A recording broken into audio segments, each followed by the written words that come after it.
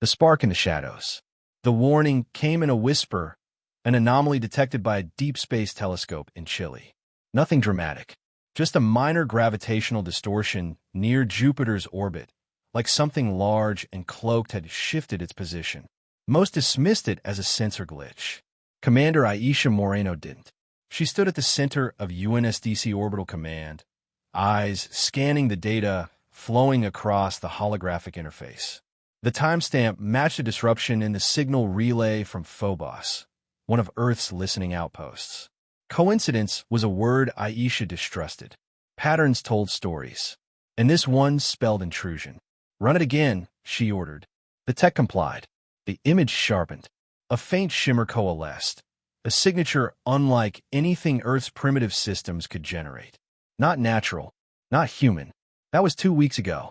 Now Aisha floated aboard the ISS Valkyrie, a heavily modified version of the old International Space Station. No longer a peaceful research hub, the Valkyrie carried railgun emplacements, counter-drone systems, and a full AI-assisted war room. Earth had finally learned that peace required preparation, and sometimes a threat to enforce it.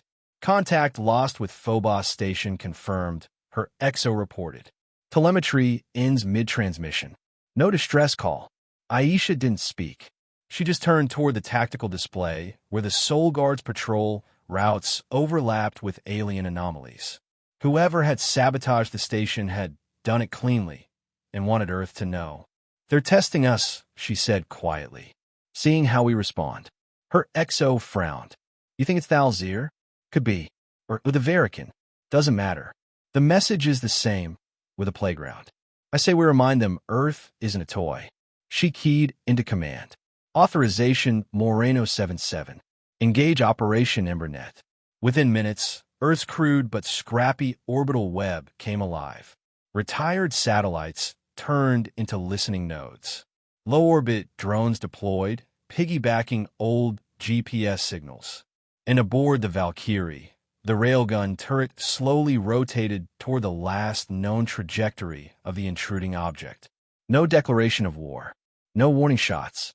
Just a kinetic slug fired at Mach 10, aimed at nothing more than vacuum, and a shadow lurking in it. The impact lit up Jupiter's orbit with a brief flare of plasma. Then silence.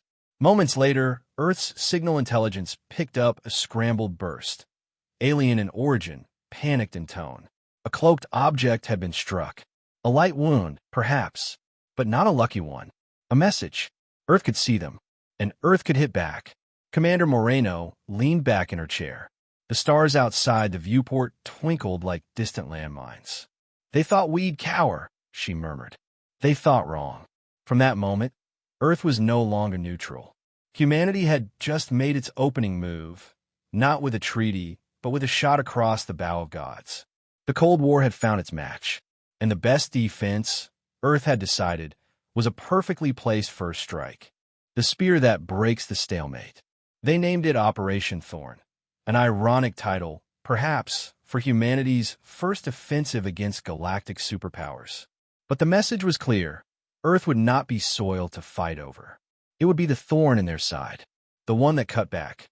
Commander Leon Reyes stood in the belly of Earth's most classified vessel, the Spearhead, only 90 meters long, with a matte black hull and no official designation.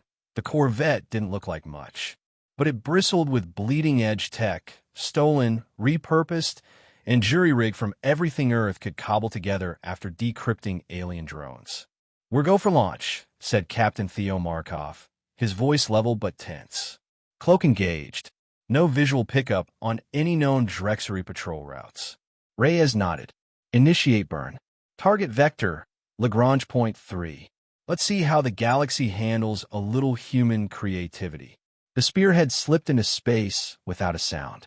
On paper, the mission was absurd. The Drexery Dominion's listening post, a gravimetric station nestled in the shadow of a captured asteroid, was fortified, shielded, and considered untouchable by conventional force. But Earth didn't do conventional anymore. In the ship's hold, an innocuous-looking satellite hummed quietly. It carried no weapons, no engines, just a payload of pre-recorded alien transmissions, intercepted from Alathian command networks and modified to implicate Drexery interference in a galactic treaty zone. A digital lie, but a well-crafted one. We're nearing drop range, Markov said. Final checks. Verify scrubber cycle. Last thing we need is a spectral signature trailing us home, Reyes replied. 10 seconds later, the false flag probe deployed. It drifted silently into the Drexery comm zone and began broadcasting. Within minutes, the trap was sprung. Multiple Drexery vessels scrambling from orbit, a tech reported. They've gone active. What about the Alathian side? Reyes asked. Detecting a response. They're watching. No action yet. Good. Let them stew. Back on Earth, operatives within the Orbital Defense Initiative quietly uploaded intercepted footage to several neutral galactic channels. Footage suggesting Drexery violations, Alathian infiltration, and Earth's tragic position in the crossfire. The galactic Cold War began to flicker with heat. On day 3, a Drexery scout ship entered near-Earth orbit, tracking a falsified signal routed through an abandoned weather satellite. Commander Reyes had prepared for this. As the alien cruiser approached, an array of retrofitted kinetic slingshots, ancient Cold War tech upgraded with AI targeting, launched from Earth's shadowed orbital ring. The first hit crumpled the scout's midsection. The second shut down its engines. The third wasn't needed. The Drexery ship drifted, inert. In orbit over Earth, Reyes watched it on the screen. Send a recovery drone. Collect everything. Leave nothing. And the crew? Markov asked. Alive, she said. We're not monsters. Just inconvenient. She turned to the main display, where galaxy maps blinked red with new alerts and shifting patrols. They think our weakness is a lack of power, she said. But our strength is a lack of limits. Humanity wasn't defending itself anymore.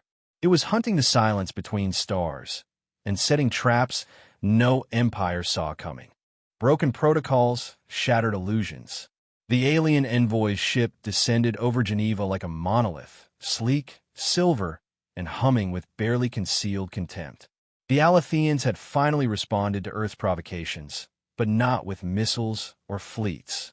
They came with veiled words and sharper expectations. Inside the United Nations orbital chamber, Commander Reyes waited behind tinted glass, arms crossed. The room had been retrofitted for galactic diplomacy, though no one on Earth truly knew the rules. And Reyes had no interest in following them. The Alathian envoy, a tall being draped in living metal, spoke in perfect, accentless English. We extend this audience as a gesture of mercy.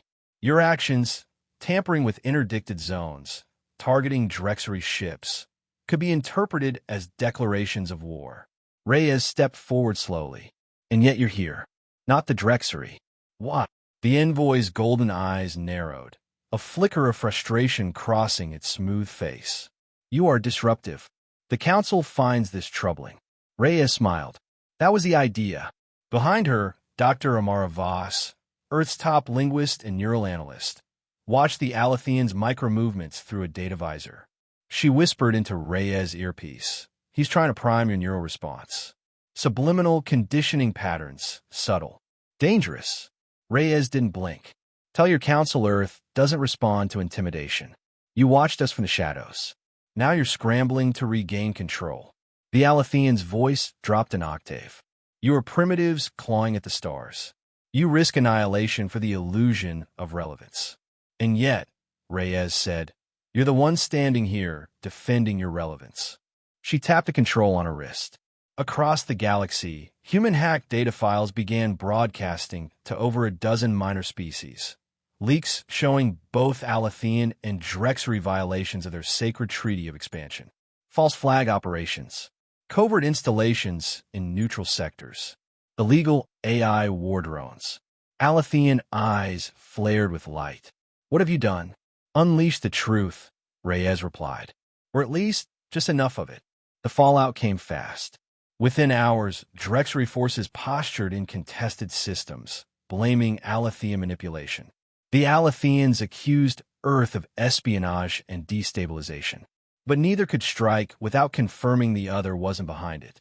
The Cold War they'd carefully maintained for centuries fractured along every seam. And humanity, seemingly reckless, impossibly bold, was no longer a bystander. In Earth orbit, aboard the Spearhead, Reyes watched Alathian patrol ships retreat from a neutral moon station. Not from fear, but confusion. Earth had rewritten the game board. Captain Markov joined her, sipping bitter instant coffee. You think they'll ever realize it was just a bluff? That we don't have half the firepower they think we do? Reyes grinned. Doesn't matter. They believe we're unpredictable. And that's power. Below them, Earth spun in fragile silence, shielded not by force, but by the chaos it had sown. The galaxy had always believed Earth was the prize. Now it realized Earth was the detonator. The balance tilts. The meeting took place in the void. No gravity, no atmosphere, no sound but what their suits carried. Floating between two derelict relay satellites in deep orbit, Commander Reyes faced a representative not of empire, but of rebellion. The being before her was a Vasari, a minor species crushed under Drexery rule centuries ago. Their envoy, tall, insectoid, draped in tattered signal cloth, had responded to Earth's leak with cautious curiosity. "You sow disorder," the Vasari said through a filtered voice channel. "The great powers waver. That is rare." Reyes nodded. "We don't want war. We want to survive. And we're done asking permission to exist." The Vasari shifted. "You're outgunned, outnumbered. Yet your gambits pull strings even we fear to touch." "Because we've got nothing to lose," Reyes replied, "and everything to fight for." She transmitted a packet, tactical maps, supply chains, evidence of Drexery slave fleets moving through demilitarized zones. In exchange, the Vasari shared a list of rebel sympathizers across 3 systems. A pact, quiet, unofficial, but real. Weeks passed. The Spearhead led surgical raids on forgotten listening posts. Earth's covert networks disrupted Drexery logistics.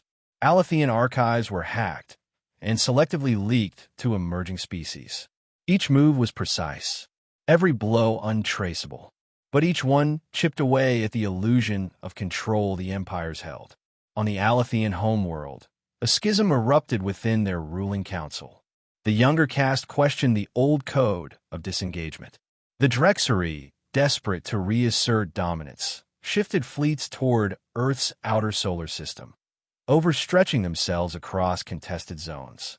And amid the growing chaos, Earth launched its final move, Operation False Dawn. Using captured alien drive tech and a single, refitted mining ship, the United Nations Security Directorate deployed an uncrewed decoy vessel toward a strategic Alathian communication array near the galactic midpoint. It carried no weapons, only a perfectly timed detonation, a gravitational spike that triggered a cascade failure in the array's relay. Thousands of hyperspace routes collapsed for 2 minutes. Just enough time for rebel cells, neutral traders, and human-aligned operatives to vanish or strike. The galaxy called it sabotage. The Alathians called it a war crime. Earth called it leverage. In the war room beneath Geneva, Reyes stood before the planetary leaders. "The Cold War is over," she said flatly. "They just don't know it yet." "And what are we now?" someone asked. "A galactic power?" "No," she said. "We're something worse." She tapped the screen. It showed a fractured galactic map, with Earth at its center, not as a dominator, but as a disruptor, a force no one could ignore. "The best defense," Reyes said, "was never shields or fleets." She looked out the window, toward the dark heavens. "It was making sure no one wants to attack you, because the cost is too high, the chaos too great, and the consequences unknowable." Earth was still small, still fragile, but now it was untouchable.